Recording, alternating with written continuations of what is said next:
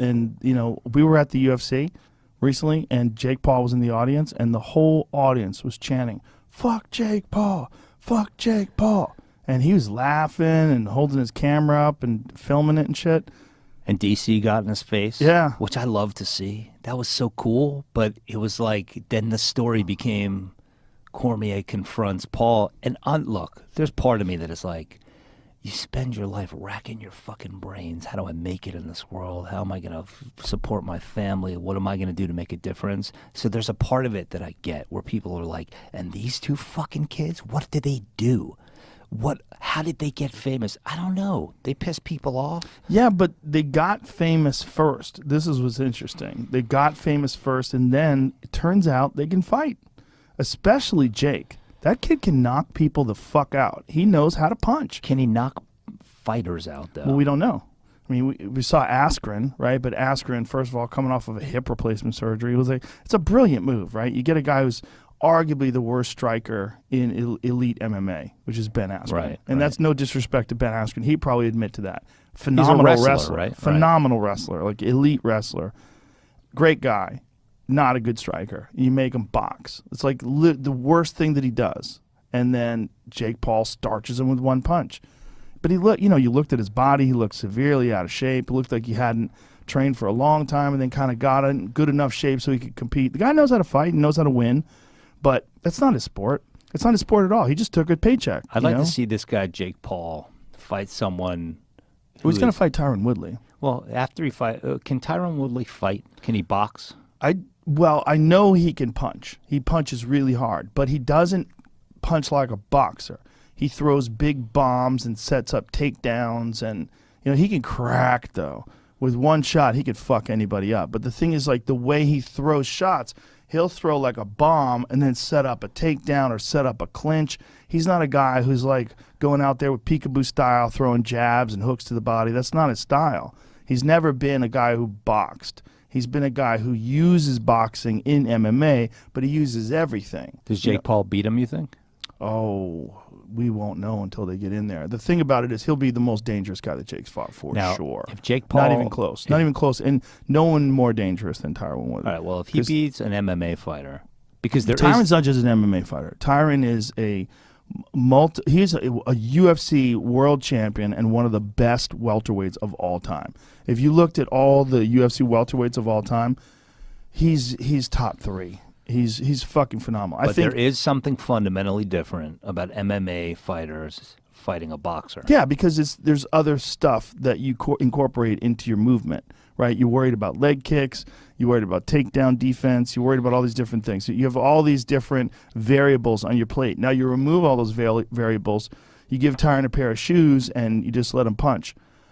He punches really fucking hard. And when he doesn't have to worry about wrestling, he doesn't have to worry about getting as tired, and he can pick his shots, he'll be the most dangerous guy that Jake Paul's ever fought, for sure. But it doesn't necessarily mean that he wins. And I think Jake Paul can fucking box. If you look at that Nate Robinson fight, I know Nate Robinson didn't know what he was doing, but the way he landed those punches, he cracked him and knocked him out moving backwards. He can move backwards and then plant. So he doesn't have like big wind up movements. Like his brother has more wind up shots. His brother was throwing more windmill-y type arm punches. Jake throws things straight and hard. They're dangerous, much more dangerous. Here's why I have more respect for the older brother for what he just did. Yes, he outweighed him by 40 pounds, but he got in there with perhaps the best fighter to ever get in a ring. I'd love to see how Jake Paul fares against someone similar in size that is a boxer. Yeah. Well, you know what, man? He's only got a couple of fights. Here's how you have to look at him. Look at him like any other guy who only has a couple of fights. If you saw a guy who's coming up and he didn't have an amateur career and he's only had a couple of fights, you'd go, man, he's got some promise. Yeah, no, but these guys aren't in it for the. Are they in it for the long haul to become boxers? Jake says he is. They're in it to become spectacles. But imagine if this guy gets all the way up to a world title fight. Imagine if he actually works his way through some professional boxers. That would be remarkable, wouldn't it? It wouldn't just be remarkable. The fucking money he'll be able to earn. Well, how about fighting a recently retired? You know who would fuck him up right now? Who would fuck him up right now? Are you saying Andre Ward? Andre Ward. Well- Even because he can't fight. Andre can't fight professionally anymore because he's had some physical problems. But Andre's still in shape. He's recently retired. Maybe he'll get. Are you trying to set something up? Look at you I looking know. away. You're like the worst poker player ever. He's like, well, maybe. I just know. I know. Look, that's my brother. I mean, I know that he's like. Has he thought about it? He's thought about it.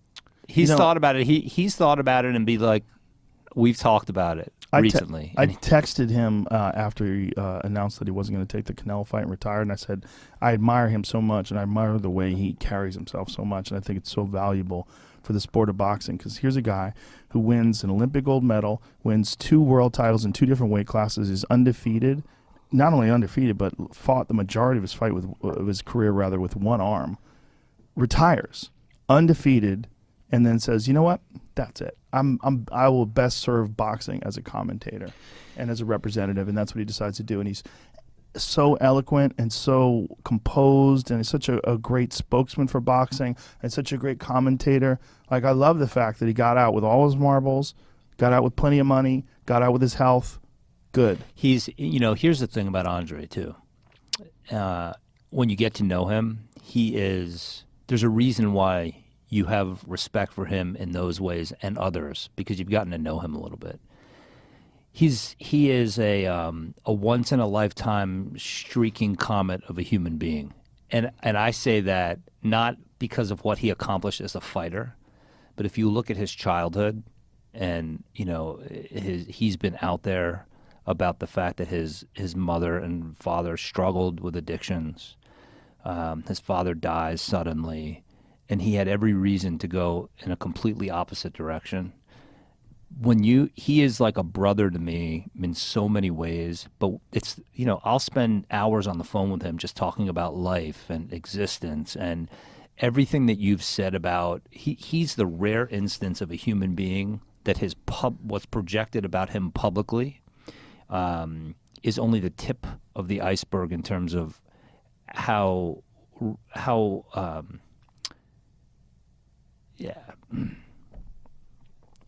I get emotional thinking about him because he's so important to me as a human being.